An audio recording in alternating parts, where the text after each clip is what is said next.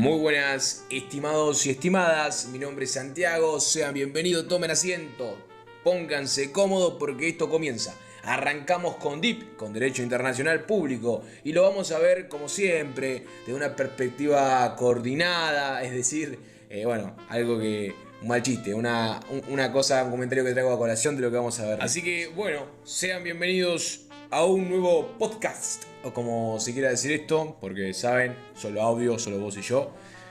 Mensaje importante ahí en pantalla que te dejo.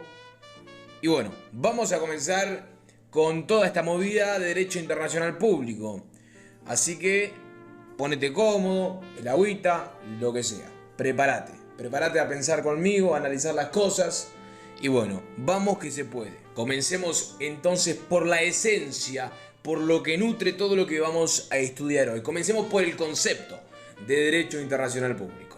¿Qué queremos decir con esto? ¿Qué queremos decir con DIP? Bueno, cuando nos referimos a esta, nos referimos a un conjunto o más bien a un sistema de normas y principios que regulan las relaciones externas entre los centros de poder, que pueden ser los estados, cosas que vamos a ir viendo más adelante, pero en principio quédate con esto. Hablamos de la forma de regular las relaciones externas que tienen estos sujetos en la sociedad internacional. O sea, entonces, ¿cuál es su fin primordial? El fin primordial es el regular la conducta de los sujetos de derecho internacional. Muy bien, ahora hace un panorama conmigo. Visualiza. En el ámbito propio, en el ámbito interno de cada estado, existe un sistema jurídico que, se divide en dos grandes categorías muy conocidas por vos y por mí, como lo son el derecho público y el derecho privado. Y bueno, ¿cómo se nutren esta categoría? Bueno, se nutren según el tipo de intereses que tiene cada uno. Ahora, cuando hacemos referencia al derecho internacional público, estamos hablando de un sistema jurídico que solo regula intereses colectivos, es decir, solo el derecho público en los distintos conjuntos de seres humanos, agrupaciones e identificados posteriormente como estados. Ahora, nuevo concepto, atención. Los sistemas jurídicos pueden estructurarse a partir de la subordinación o de la coordinación. Sí, acá está el mal chiste que hice al principio. Cuando referimos a subordinación, referimos a autoridades que mandan y a sujetos que obedecen. Normalmente es visible este tipo de modelos en el derecho interno. ¿Por qué? Porque hablamos que este derecho, esta organización jurídica está compuesta por organismos, por órganos, por un jerarca. Se crean normas sobre las cuales obviamente los sujetos tienen como fin obedecerlas, es decir, se encuentran subordinados, concepto que podemos vincularlo con la relación de trabajo, pero bueno, es una analogía. Ahora, la coordinación. ¿Qué es la coordinación? La coordinación es otro sistema donde los sujetos sometidos a este sistema son los mismos que crean, vigilan y castigan el cumplimiento castigan en el caso de incumplimiento de las reglas. Ya te lo tiro como data, el sistema jurídico de coordinación es quien, gobierna, quien cubre con su manto al derecho internacional. Sé que ya mencionamos por encima más o menos la finalidad del derecho internacional público, pero vamos a hacerlo un poquito más punteadito, ¿te parece?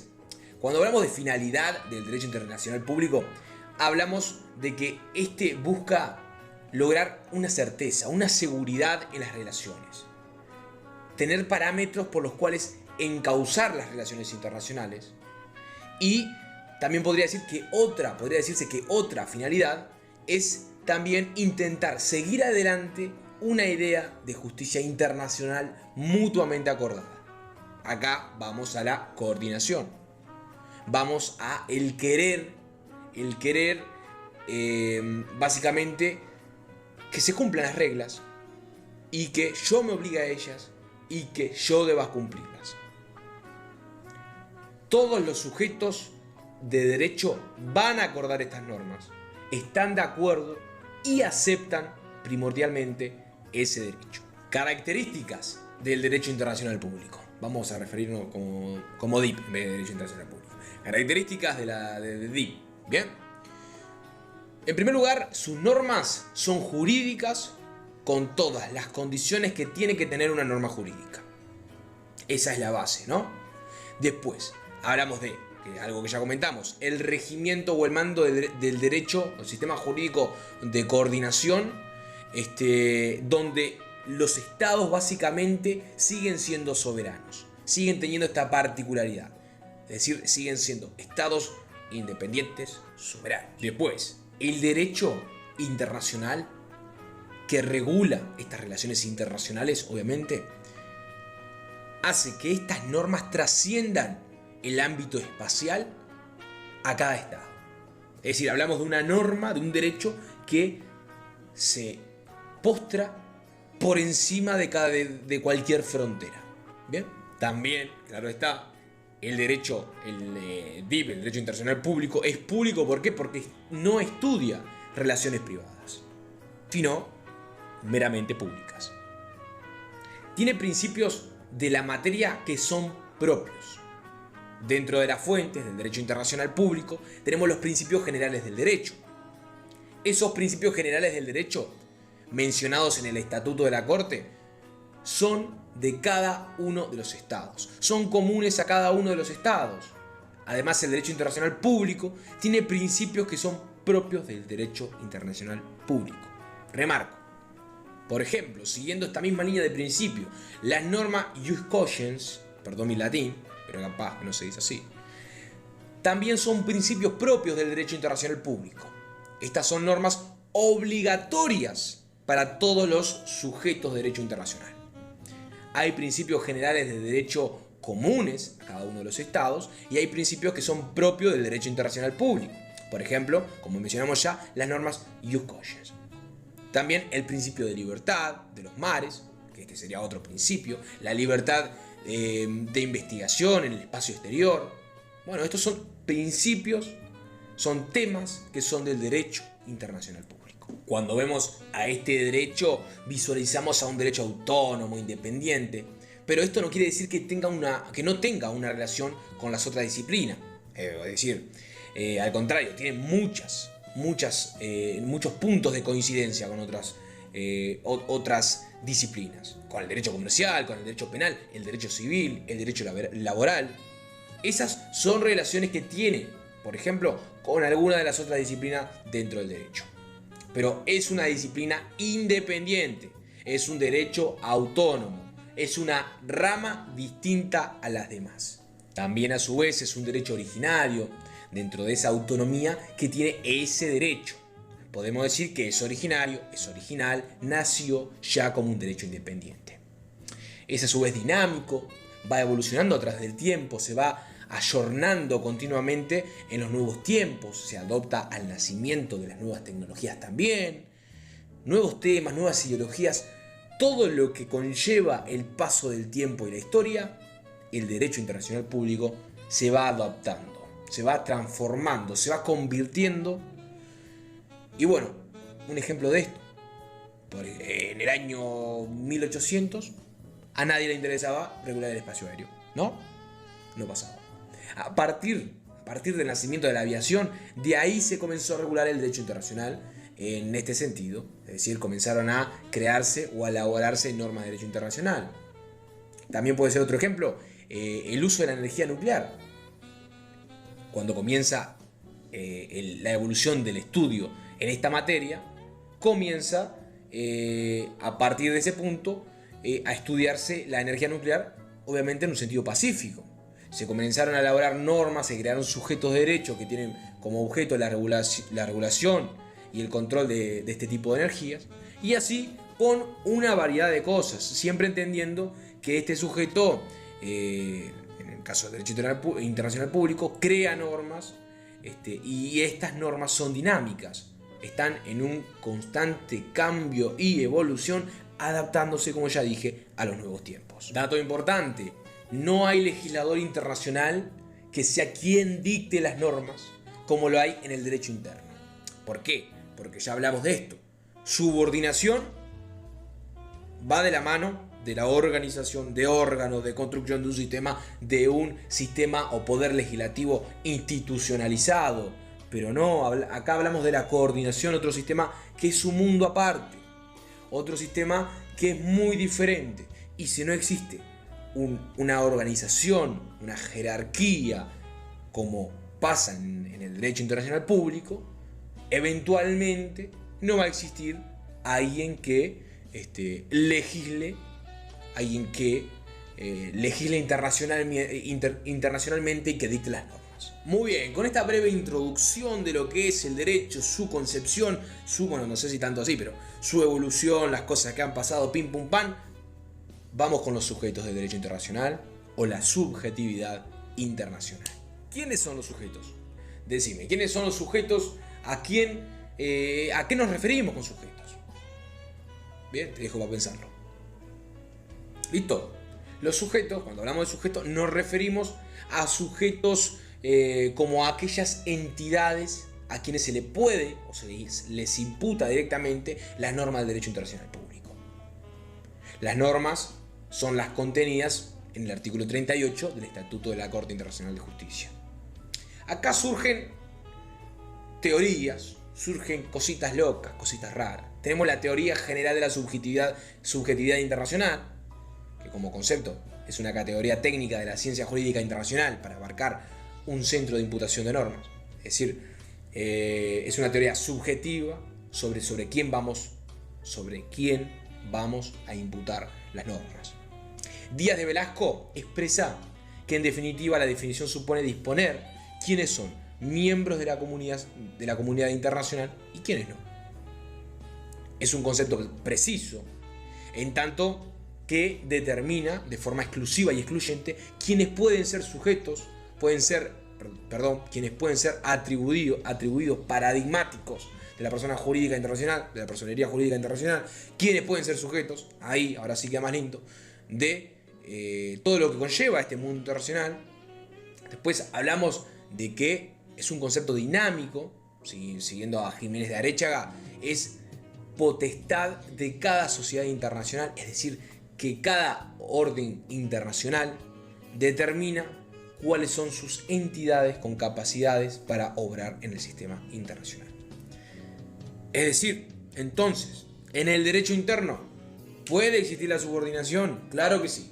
En el derecho interno se va a organizar de tal manera que también el Estado pueda convivir en este otro sistema. Claro que sí. ¿Por qué? Porque hablamos de dos cosas aparte. Derecho internacional, coordinación. Derecho interno, subordinación. Y la subordinación prepara al Estado para poder exponer ante sus iguales en un sistema coordinado. Hay también una multiplicidad de escuelas que, bueno, van generando conceptos, bla, bla, bla, pero nosotros vamos directamente a la nuestra. Vamos a la escuela o a la cátedra de Montevideo, que, bueno, tenemos dos íconos como lo son Aréchaga y Vignali. Y bueno, vamos a ir punto por punto desarmando las cositas. En primer lugar, antes de ahondar sobre la escuela o cátedra de Montevideo, vamos a ver dos puntos muy relevantes, como lo son la tesis constitutiva de la escuela voluntarista y la posición normativista. Acá vemos, en el primer caso, la tesis constitutiva de la escuela voluntarista, a aquellos autores que consideran que para ser un sujeto tiene que haber un acto expreso de reconocimiento emanada por los sujetos, es decir, por los otros. Sin embargo, esta, obviamente, bueno, a lo mejor no tan obvio, pero esta es una posición muy criticada en cuanto a la doctrina. ¿Por qué?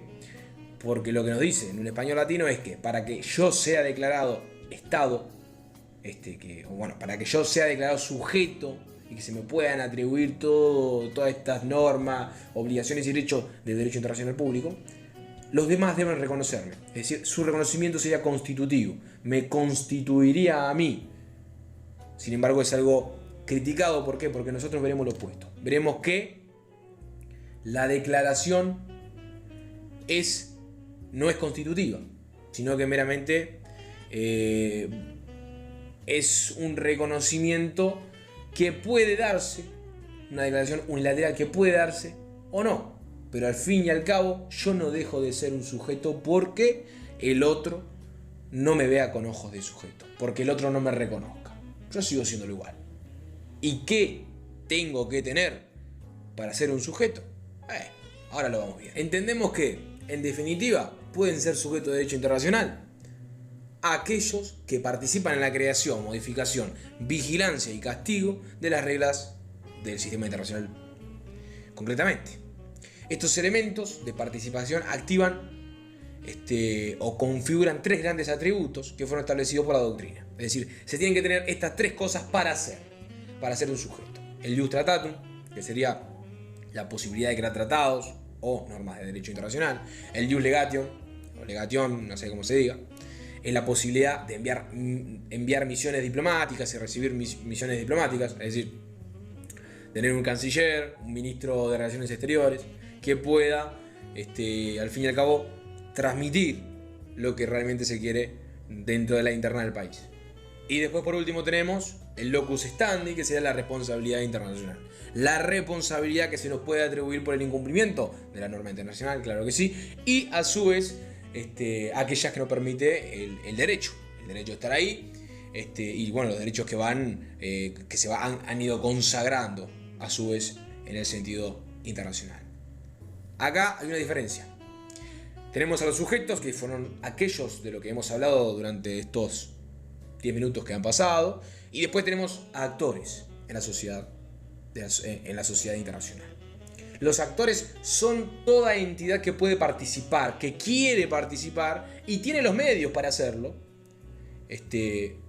pero no pasa, no llegan a ser sujetos, son meramente actores. Por ejemplo, las empresas multinacionales, las asociaciones privadas, como puede ser la Cámara de Comercio de París, Beijing y Greenpeace, pero perdón si lo menciono mal, no tienen los actores lo que tienen los sujetos, que fueron los tres atributos que mencionamos anteriormente: el jus tratatum, el jus legatum y el locus standi. Son ausentes de estas capacidades, por eso no son actores, son sujetos. Ahora, vamos a un punto muy importante, algo que es muy relevante: el qué es el Estado. Bueno, el Estado se puede visualizar, en el Estado se puede visualizar tres elementos a priori. Tenemos el territorio, el poder y la población. Dos de estos son dos proyecciones de carácter fáctico. Es decir, podemos visualizarlo, podemos ver el territorio y podemos ver la población. Bien. Ahora, ¿qué pasa? ¿Dónde lo reconocemos? Artículo 1 y 4 de nuestra Constitución. Bueno, menciona los elementos, territorio, población y elementos que hacen concretamente al ordenamiento jurídico. Antes de continuar con esto, la Escuela de Montevideo, los dos puntos importantes: definición, subordinación y coordinación. Listo, cerrado el paréntesis. Continuamos. Ahora, desglosando estos tres elementos que conforman al Estado. La población. La población se encuentra constituida por un conjunto de individuos sobre los cuales el Estado, o más exactamente la organización estatal, ejercita un conjunto de poderes de hecho. Esta es una definición muy positiva, ya que después se empieza a vincular el concepto de nación con población, que es un conjunto de gente que tiene una unidad histórica, un sentido de pertenencia étnica, religioso, lingüístico. Es decir, hay un conjunto de elementos subjetivos y valorativos que determinan y al finalmente terminan constituyéndolos en más de un conjunto de gentes, sino en una población con sentimiento nacional. Una población que dice: somos uruguayos, ¿por qué? Son españoles, ¿por qué? Más allá del nombre, sino que culturalmente, tradicionalmente, se respetan determinadas cosas y no los hacen diferentes. Por esto, no es lo mismo población que nación. Por eso se puede establecer un vínculo, un puente entre estos. Sus diferencias son que una persona que viene del turismo, por ejemplo, viene de afuera y se aplica al ordenamiento jurídico, pasa a no tener un sentido de pertenencia al Estado. ¿Por qué? Porque viene del extranjero con su cultura, su mochilita, y acá llega. Obviamente se va a regir el ordenamiento jurídico en el lugar de donde se encuentre. Quiere contratar, quiere comprar, bueno, lo vas a hacer dependiendo de las normas de este Estado. Pero no va a tener este sentido de pertenencia. porque no va a ser de acá. No es lo mismo población que nación. Vamos al segundo elemento, territorio. Lo definimos.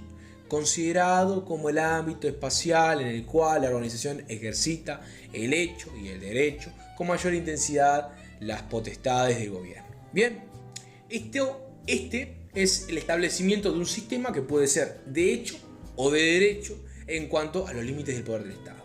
Es decir, el territorio de circulación en el cual se termina aplicando de forma definitiva el poder coactivo del Estado, se delimita a través de la limitación de fronteras. ¿Hasta dónde se extiende el gobierno del gobernante de turno? ¿Hasta dónde se extiende la normativa de Uruguay? Bueno, hasta los límites fronterizos de Uruguay. Este puede ser por cualquiera de las fuentes del artículo 38 del Estatuto de la Corte, o incluso no tener fronteras. Así es el ejemplo de Uruguay cuando nace como Estado oriental y posteriormente se da la Constitución sin tener fronteras.